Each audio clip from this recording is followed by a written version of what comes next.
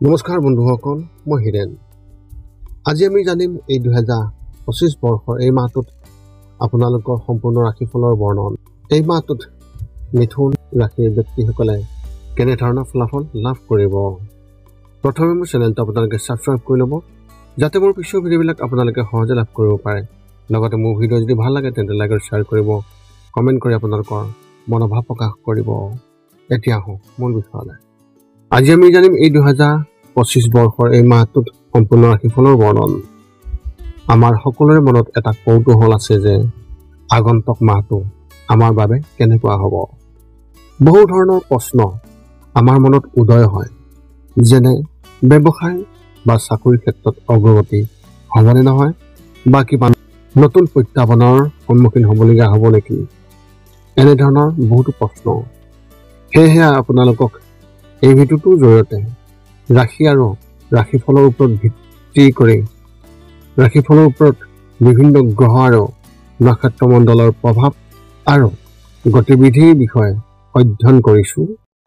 এই কথা মনত ৰাখি আমি আপোনালোকক এই 2025 বৰ্ষৰ এই মাহটোত ৰাশিফলৰ মতে সঠিক মূল্যায়ন কৰিছোঁ, যাতে আপোনালোকে সেই অনুসৰি প্ৰস্তুতি চলাব পাৰে।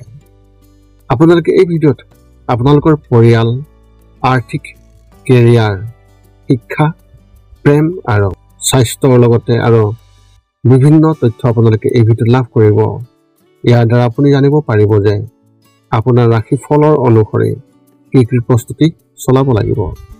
গতিকে আপোনাৰ ৰাশিফল অনুসৰি প্ৰস্তুতি চলাওক। অৱশ্যে আপোনালোকক এইটো জনা উচিত যে এই ভিডিঅ'টোত দিয়া যি তথ্য, এই তথ্য কোনো ব্যক্তি হিচাপে নহয়, ৰাশিফলৰ ওপৰত হোৱা যি প্ৰভাৱ, সেই প্ৰভাৱৰ বিবেচনা অনুসৰিহে এই ভিডিঅ'ত উল্লেখ কৰা হৈছে এই সকলোবোৰ তথ্য। গতিকে এনেদৰে আপুনি আপোনাৰ জীৱনত ঘটিব পৰা সকলো কথাৰ তথ্য লাভ কৰক। গতিকে কোনো পলম নকৰাকৈ এতিয়া আমি এই 2025 বৰ্ষৰ এই মাহটোত যি ৰাশিফলৰ বৰ্ণন, সেই ৰাশিফলৰ বৰ্ণন আপোনালোকক আগবঢ়াবলৈ আগবাঢ়িছোঁ। সৰ্বপ্ৰথম পাৰিবাৰিক জীৱনৰ ক্ষেত্ৰত এনেধৰণৰ। যদি আপুনি চহৰত থাকে আৰু আপোনাৰ ঘৰ এখন গাঁৱত বা আন এখন চহৰত আছে, তেন্তে এই মাহত আপুনি তালৈ যাব লাগিব আৰু ঘৰৰ প্ৰাচীন লোকসকলৰ বা আপোনাৰ পুৰণা যিসকল চিনাকি ব্যক্তি, তেওঁলোকৰ লগত আপুনি লগ পোৱাৰ সম্ভাৱনা দেখিবলৈ পোৱা গৈছে। বিদেশত থাকিলে এই মাহত আপুনি আপোনাৰ ঘৰটোলৈ মনত পৰিব আৰু আপুনি উভতি অহাৰ পৰিকল্পনা কৰিব পাৰে। আপোনাৰ ভাইটি বা ভনীয়েকৰ যিকোনো এজনে হয়তো চাকৰি পাব পাৰে। ঘৰৰ পৰিৱেশ অতি ভাল হ'ব, কিন্তু কাৰোবাৰ লগত সম্পৰ্ক ভংগ কৰাত বহু অসুবিধা হ'ব। এনে পৰিস্থিতিত কাৰো কথাত সোমাব নালাগে আৰু ঘৰৰ কথা আপুনি আনৰ আগত কোৱাৰ পৰা আপুনি বিৰত থাকক। যদি কিবা এটা ঘটনাই আপোনাৰ ঘৰত জ্যেষ্ঠ লোকসকলৰ হৃদয় বিন্ধিব, কিন্তু যদি আপুনি ধৈৰ্যৰে কাম কৰে তেন্তে সকলো অতি সোনকালে ঠিকেই থাকিব। ব্যৱসায় আৰু চাকৰিৰ ক্ষেত্ৰত এনেধৰণৰ।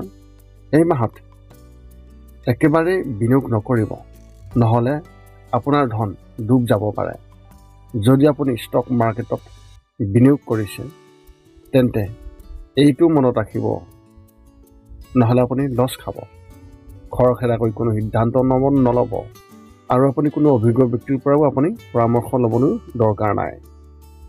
যদি আপুনি আপোনাৰ টকাখিনি ক'ৰবাত আবদ্ধ হৈ থকা দেখিবলৈ পাইছে বা আবদ্ধ হৈ আছে, তেন্তে এই মাহত আপুনি ঘূৰাই নাপাব। ব্যৱসায়ীসকলে তেওঁলোকৰ ব্যৱসায়ক লৈ চিন্তিত হ'ব আৰু আয়সমূহ আপোনাৰ তুলনামূলকভাৱে কম হ'ব। আপোনাৰ চাকৰিটোত ৰাজনীতিৰ বলি হ'বলগীয়া হ'ব পাৰে। আপোনাৰ চাকৰিটোৱে হয়তো সংকটৰ সন্মুখীন হ'ব পাৰে। এনে পৰিস্থিতিত আপোনাৰ কামৰ প্ৰতি মোহভংগ বা মনোযোগ নোহোৱা কৰাতকৈ আপুনি দৃঢ়ভাৱে মন দিয়ক আৰু অফিচত ৰাজনীতিৰ পৰা আপুনি আঁতৰি থাকক।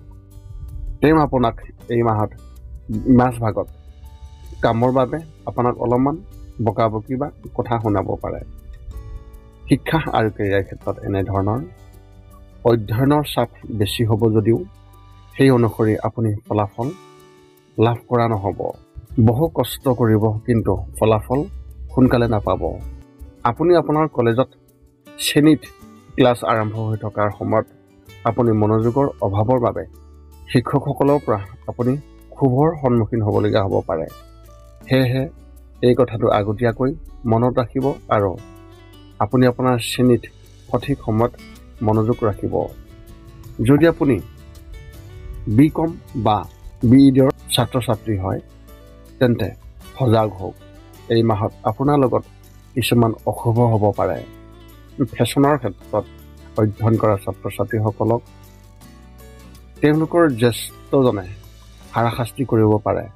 হয়তো আপুনি পঢ়া শুনাৰ বিষয়েও যিকোনো সুনিৰ্দিষ্ট সিদ্ধান্ত ল'ব পাৰে। প্ৰেমৰ ক্ষেত্ৰত এনেধৰণৰ প্ৰেম জীৱনত আপুনি সুখী হ'ব আৰু আপুনি আপোনাৰ সংগীৰ সম্পূৰ্ণ সমৰ্থন পাব। বিবাহিত হ'লে আপোনাৰ পত্নী বা আপোনাৰ স্বামীয়ে আপোনাৰ প্ৰতিটো খোজতে আপোনাক সমৰ্থন কৰিব।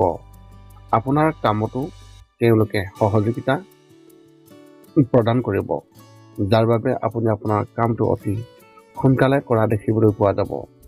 দুয়োৰে মাজত প্ৰেম বৃদ্ধি পাব। যদি আপুনি প্ৰেমৰ সম্পৰ্কত আছে আৰু ঘৰৰ কোনোবাই এই কথা জানিছে তেন্তে এই মাহত আপোনালোকৰ পাৰ্থক্যটো বিশেষভাৱে প্ৰকাশ পাব পাৰে। আপোনালোকৰ সম্পৰ্কৰ কথাও আপুনি প্ৰকাশ কৰিব পাৰিব। আপোনাৰ মায়ে এই সম্পৰ্কত খং কৰিব পাৰে, কিন্তু ধৈৰ্য আৰু সংযমৰ সৈতে ব্যৱহাৰ কৰিলে পৰিস্থিতি বহু পৰিমাণে সমাধান হ'ব। বিবাহৰ বাবে অপেক্ষা কৰা ব্যক্তিসকলৰ কিছু সম্পৰ্ক থাকিব কিন্তু কথা পাতিব নোৱাৰিব। স্বাস্থ্যৰ ক্ষেত্ৰত এনেধৰণৰ উশাহৰ সমস্যা থকা ব্যক্তিসকলে বা ৰোগীসকলে এই মাহত নিজৰ যত্ন ল'ব লাগিব আৰু অধিক সেউজীয়া শাক পাচলি খাব লাগিব।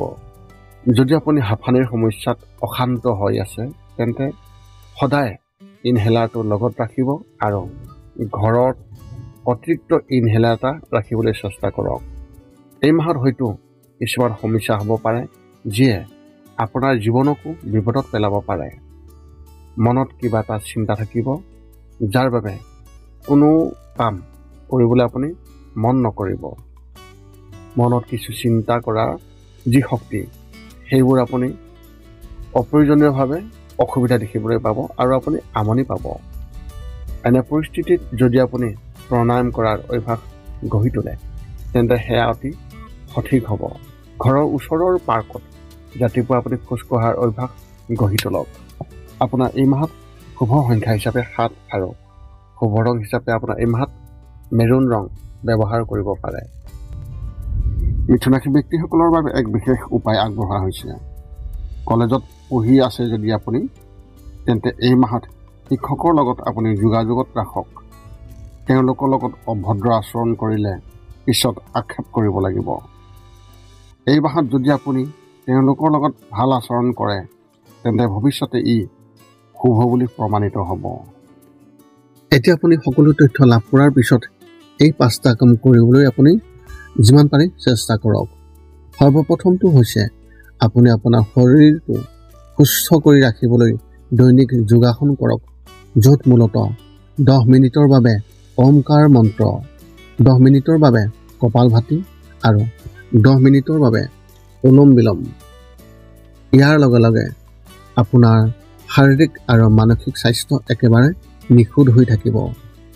2 নম্বৰটো হৈছে ৰাতি শোৱাৰ আগতে নিস্তব্ধ আৰু নিৰ্জন ঠাইত 10 পৰা 20 মিনিট ধ্যান কৰিব লাগে। ইয়াৰ দ্বাৰা 2টা উপকাৰ পোৱা যায়। এটা হ'ল আপুনি ভাল টোপনি পাব আৰু দ্বিতীয়টো হৈছে পিছদিনা আপুনি সতেজ অনুভৱ কৰিব। ধ্যান কৰি থাকোঁতে মধ্যমীয়া শব্দৰ শান্ত সংগীতো আপুনি শুনিব পাৰে। 3 নম্বৰটো হৈছে প্ৰতি মংগলবাৰে পুৱা নিশ্চয় হনুমান চালিচা পাঠ কৰক আৰু হনুমান মন্দিৰ দৰ্শন কৰক, নতুবা আপুনি বিষ্ণু মন্দিৰ দৰ্শন কৰক। ইয়াৰ দ্বাৰা আপোনাৰ আৰু আপোনাৰ পৰিয়ালৰ যিকোনো সদস্যৰ সংকট দূৰ হ'ব আৰু সদায় সুখ আৰু শান্তি থাকিব। 4 নম্বৰটো হৈছে ঘৰৰ বাহিৰত গৰু আৰু কুকুৰক প্ৰতিদিনে আপুনি পাৰিলে খাদ্য খুৱাব লাগে। খাদ্য খোৱাওক আৰু যদি পাৰে চৰাই চিৰিকটি আদিকো খাদ্য আৰু পানীৰ যোগান ধৰক। এই পৃথিৱীখন যিমান আমাৰ সিমানেই সিহঁতৰ। নিতৌ ইহঁতক খুৱাই আমি তেওঁলোকৰ পৰা এক আশীৰ্বাদ লাভ কৰিব পাৰোঁ আৰু আমাৰ ওপৰত থকা গ্ৰহবোৰৰ কুপ্ৰভাৱ দূৰ হ'ব। সদশেষত 5 নম্বৰটো হৈছে আপুনি পাৰিলে মাজে মাজে চৌপাশৰ দুখীয়া ব্যক্তিসকলক আপুনি পাৰিলে সহায় কৰক আৰু ভোকাতুৰ ব্যক্তিসকলক আপুনি পাৰিলে খুৱাবলৈ চেষ্টা কৰক।